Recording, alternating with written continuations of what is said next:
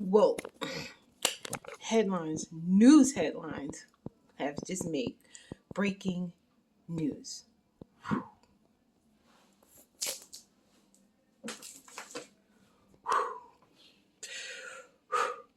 This breaking news is real news. This is devastating, unheard of, out of this world, disturbing.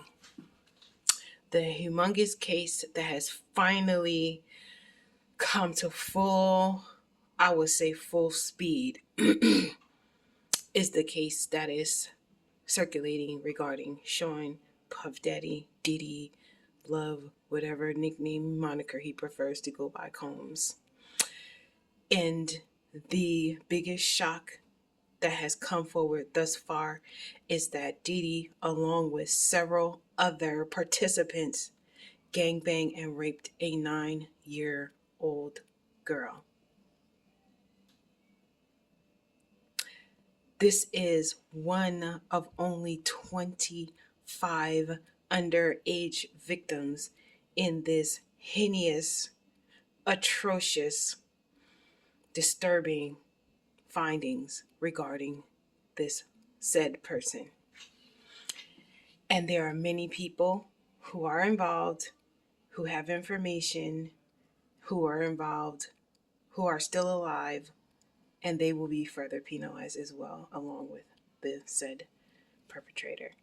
All of them will be thoroughly investigated and thoroughly penalized.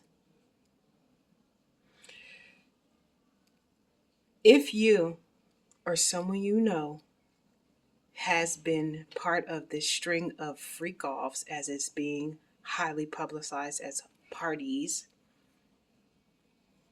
you have the right to speak confidentially.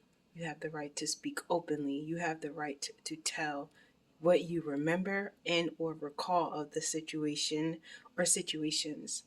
If you are someone who was hired to partake in some of these disturbing findings, we urge you to come forward and speak.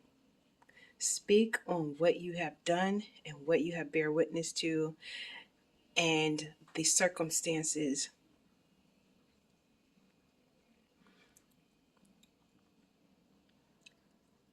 I want to say this. Can we cut? I want to say this. At first, it was being hushed because of sexuality. It's like, oh, if he's gay, then y'all can't say nothing because then it's considered discrimination. And so everybody's like, well, yeah, no one really cares. No one cares honestly about people's personal sex life when it comes to like not going overboard. When you're forcing sex, when you are drugging people, when you are having sex with minors, oh yeah, forceful sex, things of that nature, you go beyond. That's called going overboard. That's when the brakes have to be pumped. It's a different story. You're talking about full grown adults, consensual, agreed upon, no manipulation, no blackmail, no side strings attached. It's just straightforward, like, hey, I really want to have a freaky party with you. That's a different story. But when the freaky party includes minors, forceful sex, drugs, putting people under the influence of narcotics and other substances that distort their thinking and distort their ability to protect themselves, that becomes a problem. And we always talk about how females get raped, but males get raped as well.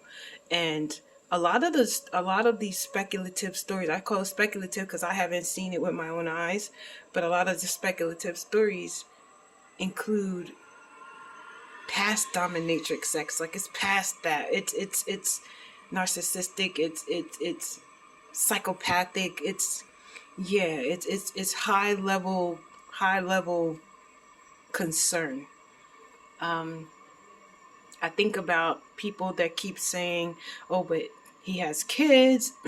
No one wants to really push this because he has kids. I think that would be one of the primary reasons to push this issue, because if he has kids and some of these things are taking place, whether they know it or not, they will be affected by it, and their safety would be definitely of my concern if I were a person in authority that had to look into such of a deep situation. I'd be extremely concerned for the kids more than anything, or almost as much as the victims, because at some point these kids have to be victims somewhere along the lines, even if they're not partaking in it. And it sounds like he has the boys, the young sons partaking in. So, and you can't go and sit around and say, oh, that's just a dad bonding with his boys and teaching him how to be a man. And you don't do those types of things. That's not part of being a man.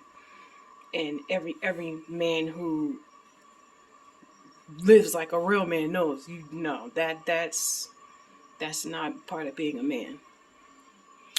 My prayers to each and everybody, all of us, because if you ever listen to his music, if you ever supported anything that he's done, it has to be like, you know, something serious to have to adapt to. Some people are probably like, I don't care, it ain't my life. But you got to think, it might be somebody that you're speaking to on a daily basis that you know who had dealings with him, or someone within the circle of what he's done. And people fail to realize, just like the people's music and their stories get into your home, so do their ways of life. So you might say to yourself, you never been to a Diddy freak off, but you might have been to somebody's kickback, you might have been to somebody's hotel party, you might have been to somebody's stripper party, and the same exact stuff was taking place. It's just that Diddy wasn't physically there, but the same concept had already gravitated and traveled into the homes and into the lives of everyday people, because those people get affected and they get away, but they are still suffering from those causes. So be careful. Somebody you know might be a victim. Give them the support that they need. Talk with them and encourage them to tell their story from what they recall. And even if it's nothing as major as the next person's story, every little bit counts. Every ounce counts. Anyone who wants to talk to me, a legal authority, I can take you back to DJ Mr. C's days, which is why he's suddenly not here. DJ Mr. C knew me since a teenager. Feel free to call me any information you need that I could provide. Thankfully, I haven't been to any Diddy parties, but I have spoken to Diddy on the phone when I was a teenager. And unfortunately, I didn't have those type of problems. I say unfortunately because he done got stopped a long time ago. God bless you all. Y'all be safe. This is crazy.